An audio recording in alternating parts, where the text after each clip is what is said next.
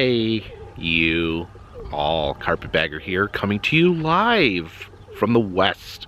More specifically, we are in Alliance, Nebraska. Drove into Nebraska last night and starting the day here by visiting a true roadside icon. Yes, here in Alliance, Nebraska, we have Carhenge. It's been a while since I've been out here. I wanted to go a little bit out of my way just to pay respects to Carhenge. And just look at this, a replica of England's Stonehenge, except instead of stones, this henge is made from cars. This was created in 1987 at a family reunion. Sounds like a pretty fun family. They got together and decided they were going to recreate Stonehenge with cars as a way to celebrate their family. And you can see just the work that has gone on to here. Now this is a little different.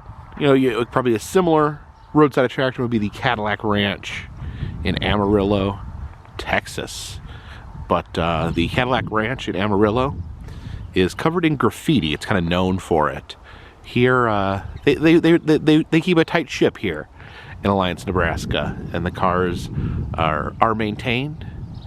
The city owns this. It comes out and fixes it up, keeps it nice and painted, and keeps it in good shape. And you know, for cars sitting out in the elements since 1987, I think they look pretty nice.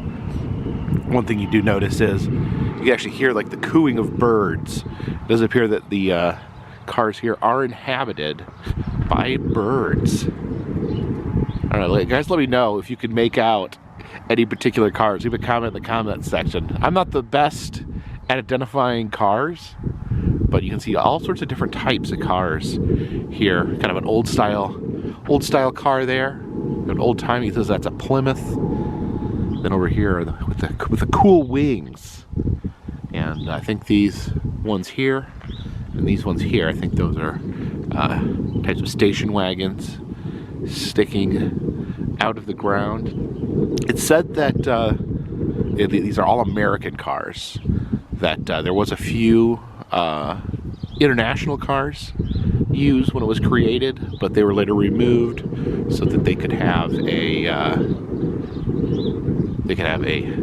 monument made entirely from American cars. I mean, you can see the birds there perching up on top of those cars. You can see how, you know, all the nooks and crannies of an old car would be perfect for birds to make nests in. Looks like some sort of pigeon. A lot of pigeons here. Like over here, you can see the undercarriage of these cars. And then a few cars like buried in the ground there. Look at that, the old truck over on top here. You guys hear that cooing? The cooing of pigeons. Yeah, I guess right here in the center of the henge. The car emerging from the ground there.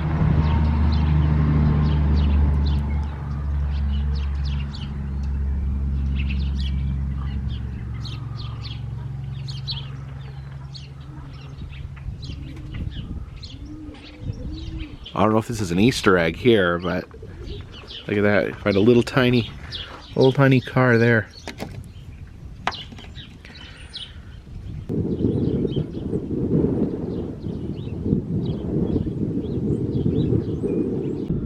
But over time, Carhenge has evolved to be a full-fledged automotive art park. You can see this salmon here bursting from the ground. According to this sign over here, this is a spawning salmon. It says Jeff Sandhurst, Canada. That is the name of the artist who created the spawning salmon here at Carhenge.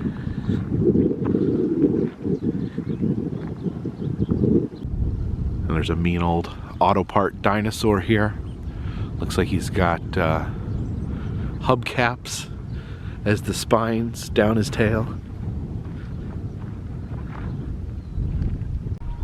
Now this car over here is actually serves as a gravestone. It says, "Here lies 3 bones of foreign cars. They served their purpose while Detroit slept. Now Detroit is awake and America's great." So it is the grave marker for the 3 foreign cars removed from Carhenge. They're actually buried in the ground here, with this serving as their gravestone. It looks like up here, at the top of the hill, we have some more art cars. You have this singular yellow car sticking out of the ground. It's got a set of bells here of these. Oh yeah.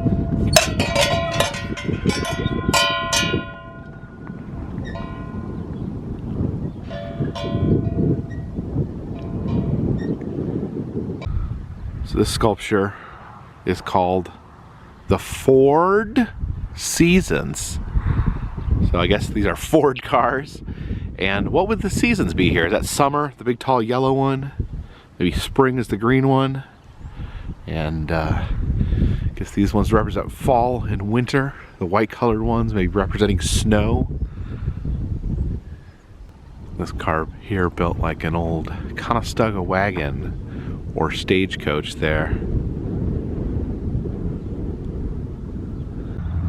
And it looks like this car here is a time capsule. It says buried June 19th, 2004 by students of AHS, I'm guessing Alliance High School. And it says class of 1941-45, World War II. Okay.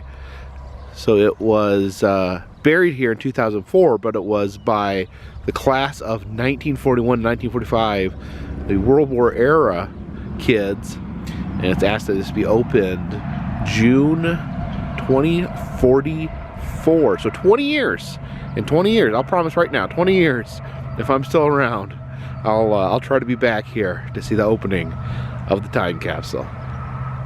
As I mentioned, you are not supposed to write on Carhenge or any of the surrounding art cars, except for this one. This is the autograph car where you're invited to sign your name. And I signed this about 6 years ago, although it looks like it's been repainted since then. All the signatures I see only go back to 2023. So I think every once in a while they must give this a fresh coat of paint. Okay, I think you can actually see here, yeah, where the paint is several layers, where it's been chipped back.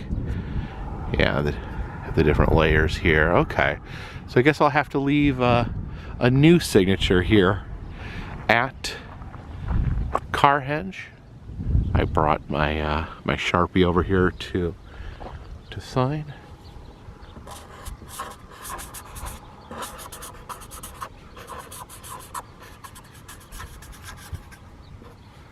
And it is 2024.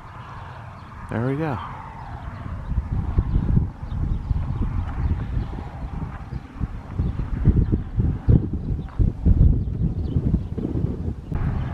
Here's a little bit more backstory on Carhenge. Here's kind of the mind behind Carhenge, Jim Reinders. It was his family that created Carhenge in 1987. It says that he spent 7 years in England as a petroleum engineer. When he came back home, he wanted to create a replica, Stonehenge West, apparently he originally wanted to call it, And this is the original Carhenge here. It originally they kept the color of the cars, but later they decided to start painting it that uniform gray there. You can actually see some of the pictures of the actual construction of Carhenge.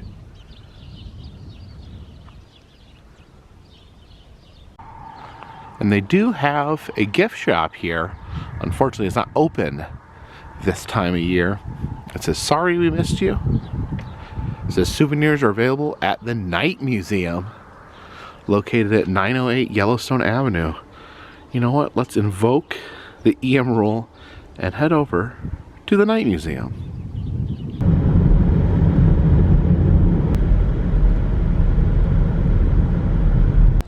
All right, we've come into the town of Alliance, as we were directed here by Carhenge, to the Night Museum in Sand Hill Center.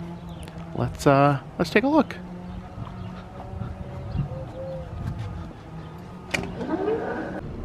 So this is a museum on the Sand Hills of Nebraska, which is area here in western Nebraska. The horse there. And look, that is a big old squirrel. Hey, buddy. This lack of surface water makes short grasses like the. And although we are not in the South, it's always good for a museum to have a moonshine still. So we got an angry badger down there coming out of his badger hole. Oh, hey there. Chaos Reigns, little buddy. And that is some sort of otter. Yeah, we have some taxidermy up here in the rafters. That big black bear there. The bighorn sheep. Oh, and look what we got here. Give me a home where the buffalo roam and the deer and the antelope play. Another terrifying badger there. Is Nebraska just full of vicious badgers? There is a collection here of Native American artifacts and clothing.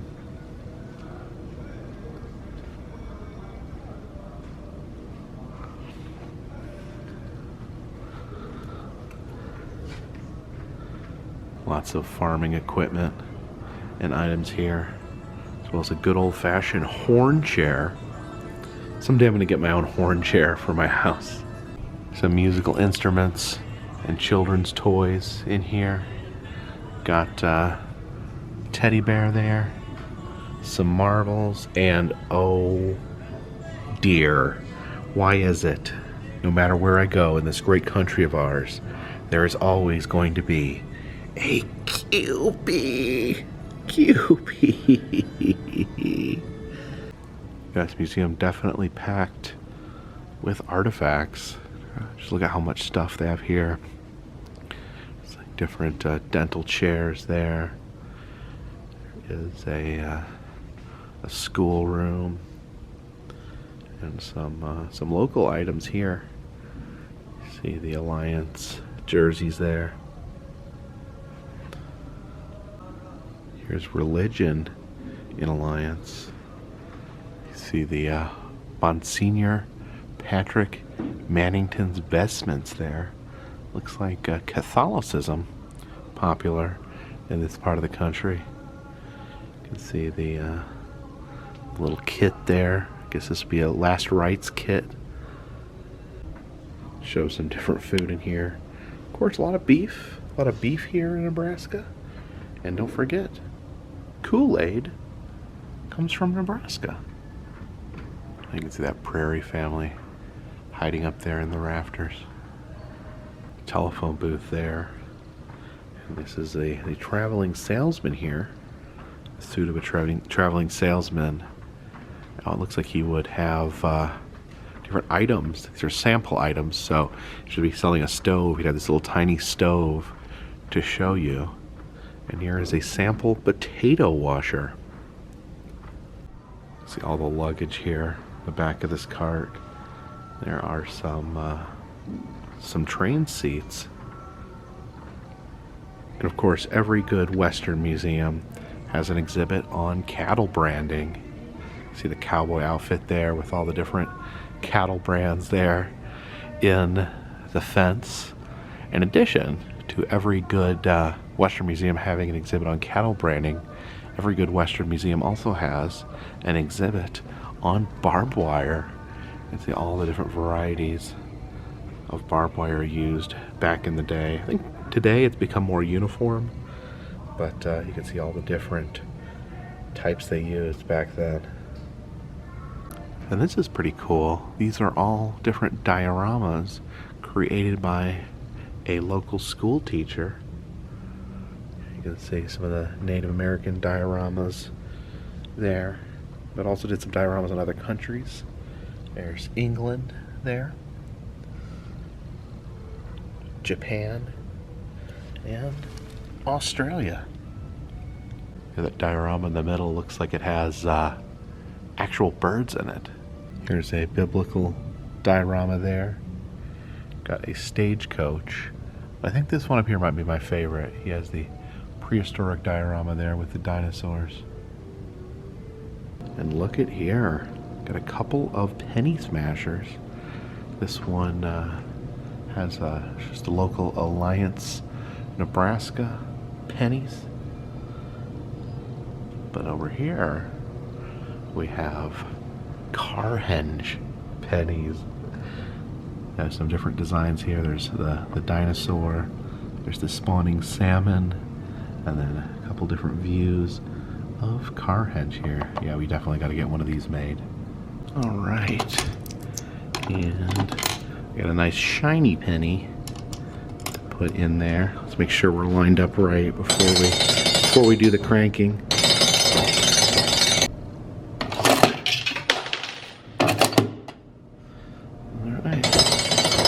Get cranking. Oh, there you go. You always feel when you catch the penny. There it is. You can see all the little tiny cars on there. But let's get a Alliance Nebraska penny as well. This is the horse here, says Newberry. I know maybe that's the horse that they have here in the lobby. Those pennies in there. Another shiny penny. And get to cranking. There we go. That is Newberry the horse. Here in the gift shop we have the Carhenge merch that we were looking for. This shirt here says, "I got stoned at the henge," although this henge is not made of stone. Carhenge t-shirts, some stickers, patches, and bumper stickers. I gotta be careful with the bumper stickers. I only got so much room to work with, but yeah, some postcards there. Beautiful shots of Carhenge Christmas ornament. And if you need something to help hang on to these pennies, I used to lose them all the time. I think I've developed a system to not lose them now. You can actually put them in a Sasquatch, put your pressed penny there in the Sasquatch, or a buffalo, or a butterfly, or Nemo, or a space alien, and just hang them on your keychain. And I guess you can drop a donation here into the fish bucket.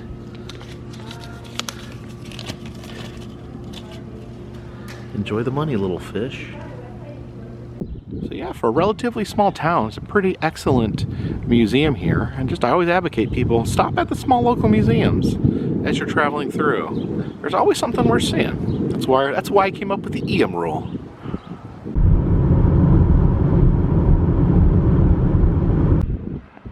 We have passed into a new state, heading into South Dakota. The motto there, great faces, great places, with the faces referring to the rock faces on Mount Rushmore.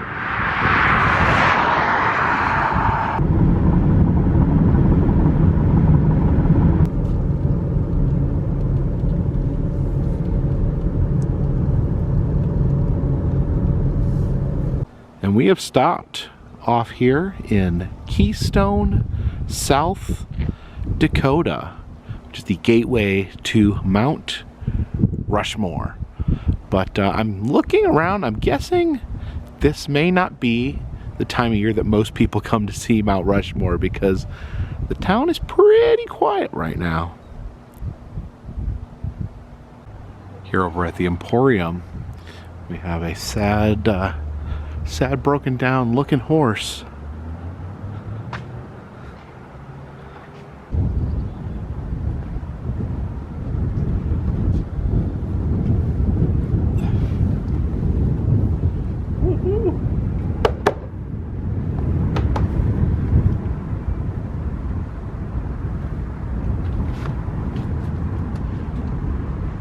Seriously, it is so quiet here. Almost eerie. Here at Sprocket's Fun Foundry, they have this pretty fun robot out in front, giant robot. But it looks like the Fun Foundry is actually closed today. But our robot friend here does have a staircase where you can crawl up his back.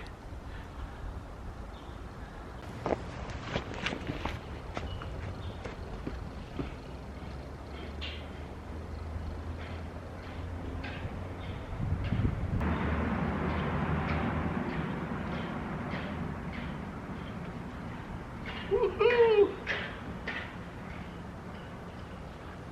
Can't quite see Rushmore from up here.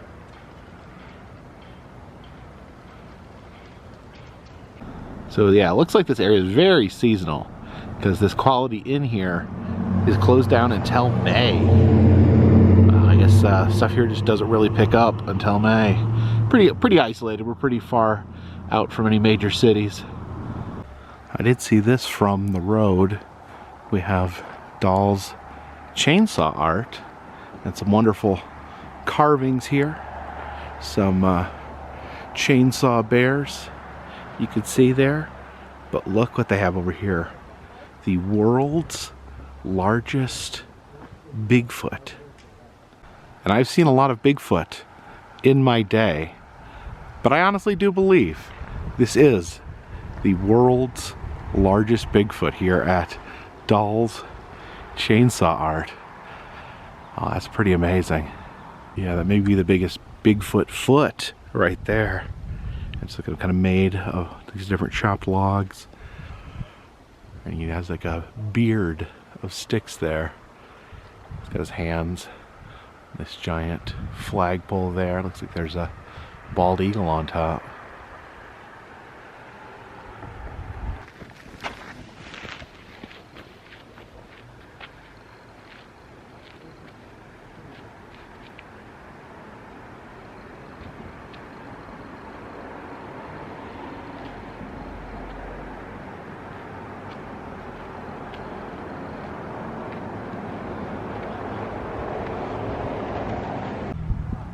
But here is an attraction that is currently open in Keystone, South Dakota, the National Presidential Wax Museum. You all know I love a good wax museum. I guess because we're very near Mount Rushmore, that this has a presidential theme.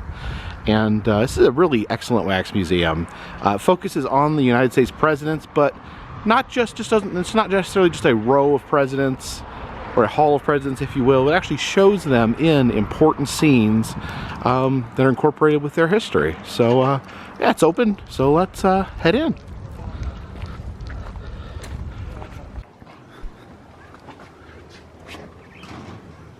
And as you enter here, the first president is you. We have the presidential podium here that you can pose in front of. Oh, it looks like they have some teleprompter speeches here. Okay, there's President Obama, his last year-end press conference, and then Trump's first press conference there, color-coded as red and blue. And if you look over there, I'm actually on the TV screen addressing the nation as the president. Hello, everybody. Everything's looking great. And from there, we head over to our previous and potentially future president, Donald Trump, there giving the his trademark double thumbs up there in front of his Trump jet. And our current president, Joe Biden, posing there in front of the White House. I've noticed that some of the wax museums I've traveled around and seen don't have their Biden yet. They'll have all the presidents except Biden, but looks like this is most likely their newest wax figure here at the National Presidential Wax Museum. And another recent president, or more recent president rather, is Barack Obama. See there the iconic hope image that he used in his campaigns. They're kind of showing off how the wax figures are made. And down here, I think what this is like Abraham Lincoln, but he has the long hair, long beard put in, and then later they're going to cut it and style it and make it look like his hair and beard. But in his current state, he looks like Jesus Ham Lincoln. And now we take it all the way back to the beginning. Got George Washington there, admiring America's original flag with his wife, Martha. Here's various life masks and death masks. That's George Washington while he was alive. That's Napoleon Bonaparte when he was dead. And then Bela Lugosi when he was alive. And Abraham Lincoln when he was alive, but looked like he was dead. Here are the 5 drafters of the Declaration of Independence. It says here, only 2 of them eventually got to be president.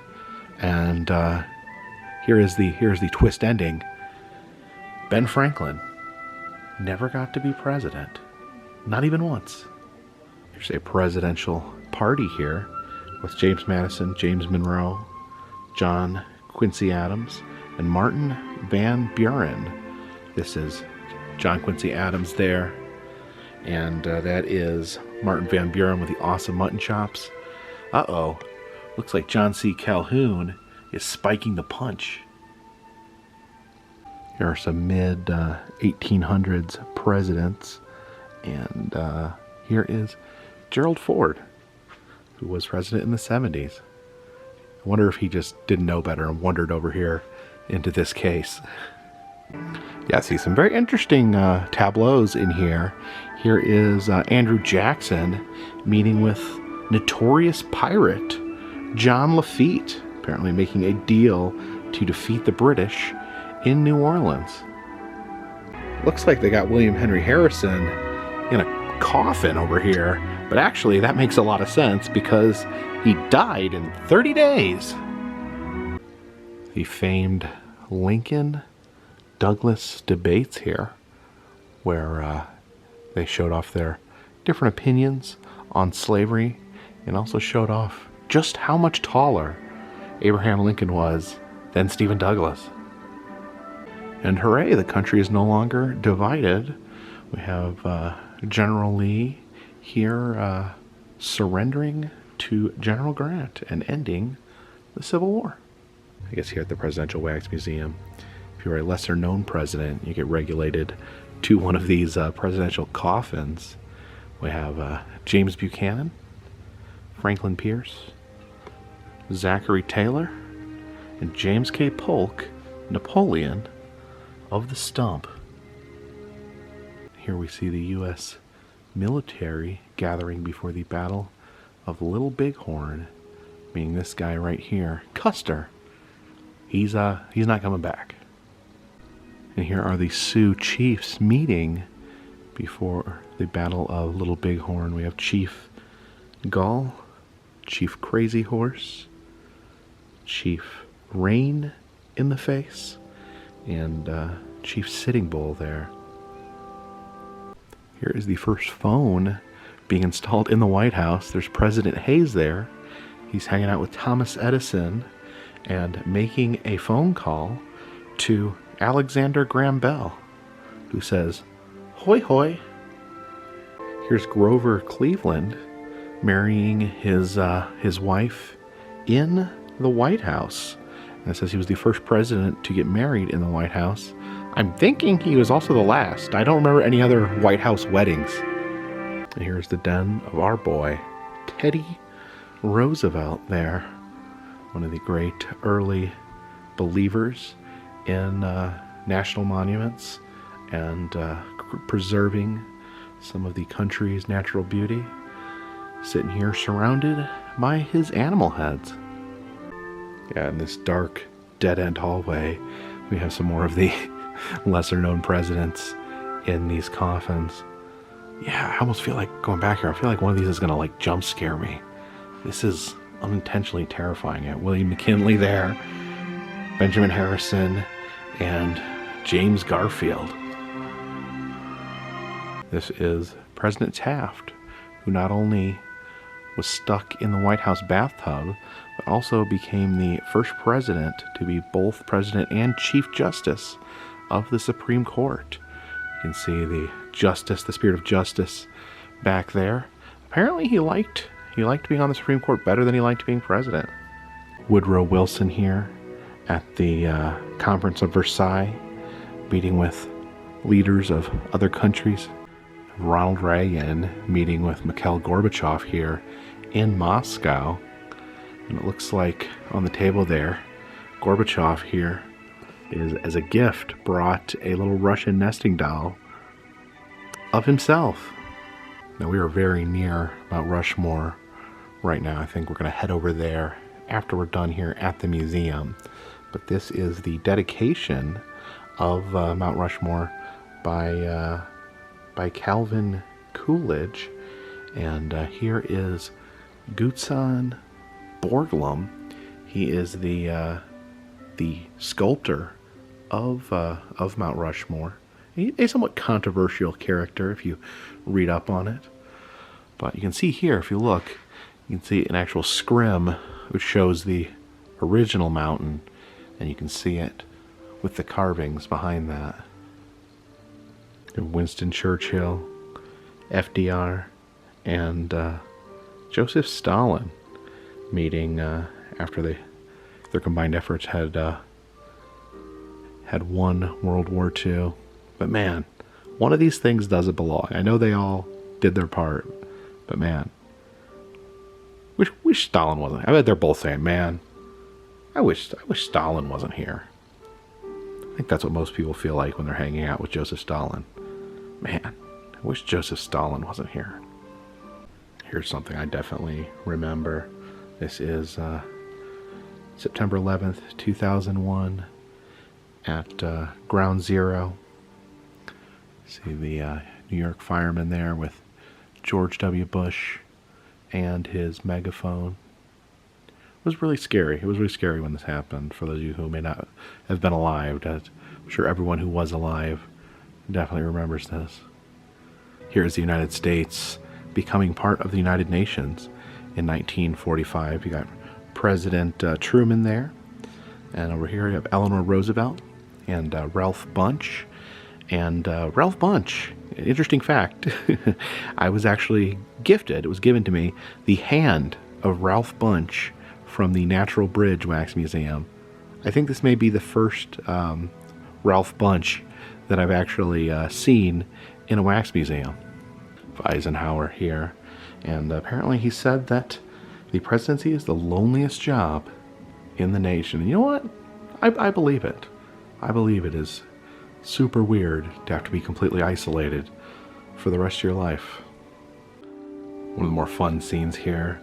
See JFK at his desk, and popping out at the bottom of the desk, there's JFK Jr. It's just a little rascal playing at his dad's desk. And then things get a little dark. We see Lyndon Johnson being sworn in as president the day that JFK was assassinated, and this iconic scene where Jackie Kennedy was standing next to him, still covered in the blood of her murdered husband. You can see the blood on her leg down there. Wow.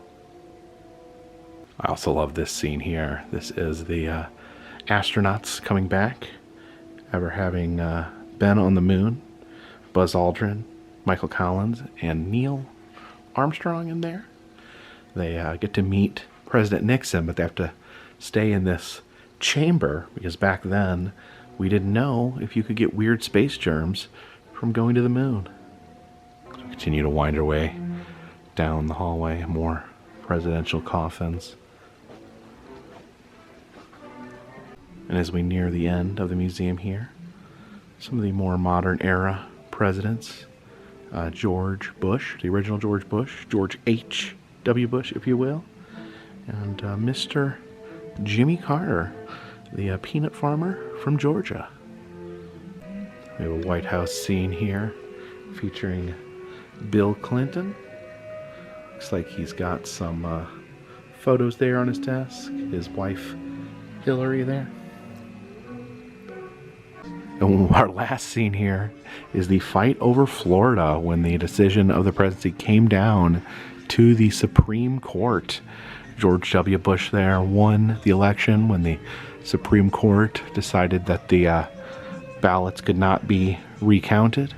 And man, Al Gore, he looks furious. Look at him pointing his finger. That is an angry Al Gore there. And as we exit to the gift shop, we can see a very interesting presidential figure here. We actually have a stuffed buffalo head here, as well as some plushy logs there. Looks like they're giving both presidential candidates equal billing here in the gift shop. Official t-shirt of the National Presidential Wax Museum. Got Lincoln wearing glasses. I don't know, he kind of looks good in glasses. A wonderful wax museum here in the very, very quiet town of Keystone, South Dakota. Probably need to come back next time in the summer. But anyways, let's go see that mountain, that big Presidente mountain. Oh wow, there it is. All right, we've got parked and getting ready to head up the elevator to go see Mount Rushmore. And but here we can enjoy Mount Rushmore on this soda machine before we head up. But what's even more interesting about this soda machine is that it only sells Sprite and Dasani.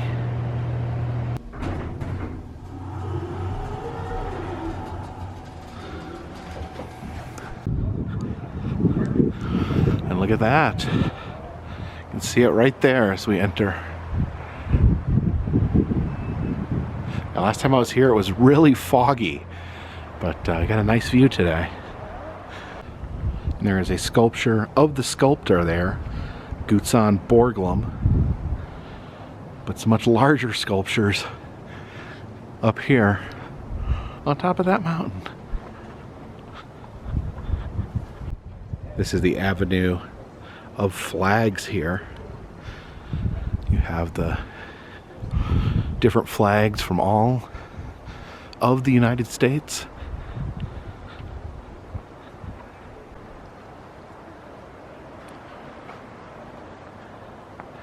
See one of the flashiest of the U.S. flags there, the Maryland state flag. Yeah, I know there's a lot of flag enthusiasts out there that really hate this style of flag here. It's the blue flag with a background on it. You can definitely go down a rabbit hole of people that are very interested in flags on the internet. I know this one right here is kind of universally beloved. The New Mexico flag, considered one of the best. Although it's not being very flappy right now. Yeah, this is probably packed with people in the summer, so it's kind of nice being able to see the mountain, kind of a quiet environment, because it's very, very, very breathtaking. You can see all the presidential heads there: George Washington, Thomas Jefferson, Teddy Roosevelt, and Abraham Lincoln. All right, gonna check out the visitor center here. It's an exhibit hall here. The history of Mount Rushmore. Yeah, you can see the various tools used to carve the mountain. You know, absolute monumental task. The tools here. See the harness. You lift people up to do carving. You can see these large models here. They mapped out how they're going to carve the model. You see the weight on the string there where they could determine the distance between different parts of the face. This model here shows what the site looked like during the carving.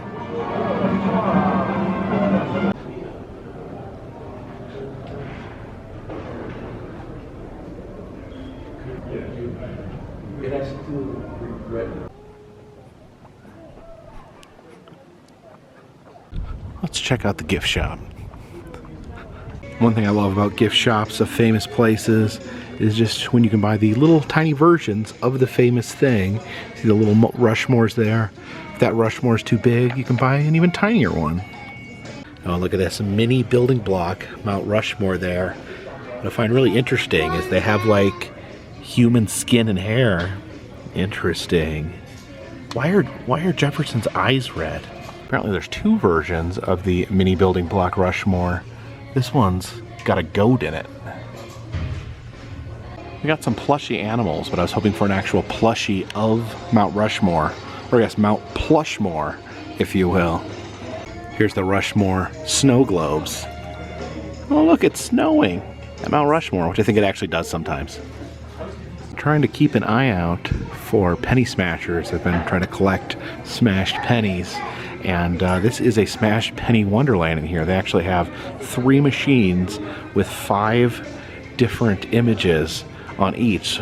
So you get 15 different souvenir pennies. Yeah, you can see Mount Rushmore there. Then they have the individual presidents' faces as well. You got Mount Rushmore with fireworks. You got Mount Rushmore, but the picture's just a beaver. All right, let's make some pennies. Got a nice shiny one there.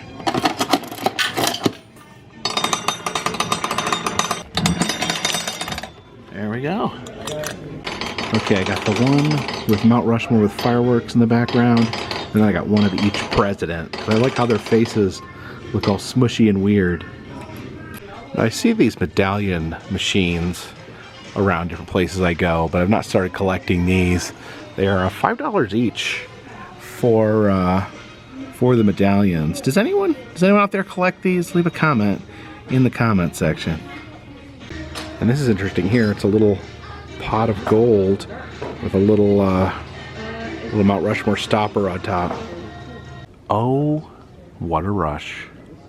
So thank you for joining me here today as we take a delightful road trip from Alliance, Nebraska, where we saw the magnificent roadside attraction Carhenge and drove out here to Keystone, South Dakota, and witnessed the national marvel here, Mount Rushmore. 4 presidential heads carved into a mountain. Now I'm still in a bit of a time crunch here.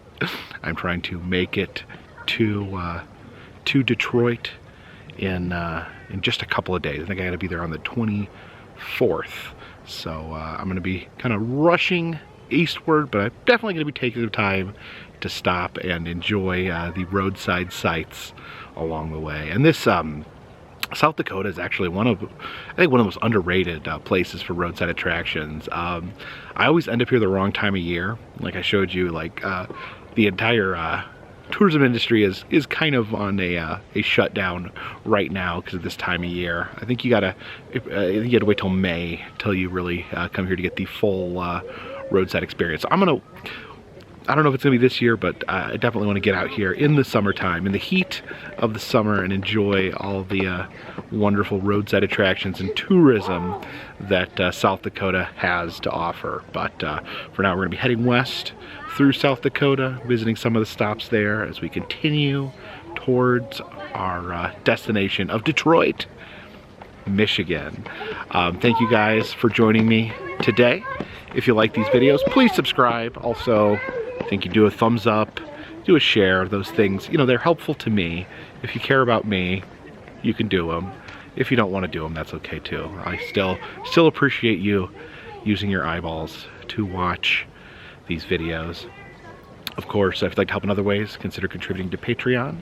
$3 or more will get you a postcard once a month from me to you.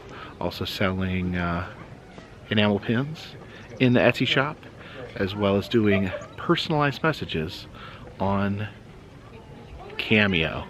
Of course, all those things help keep this train on the track, this boat in the water, and these giant president heads on top of the mountain.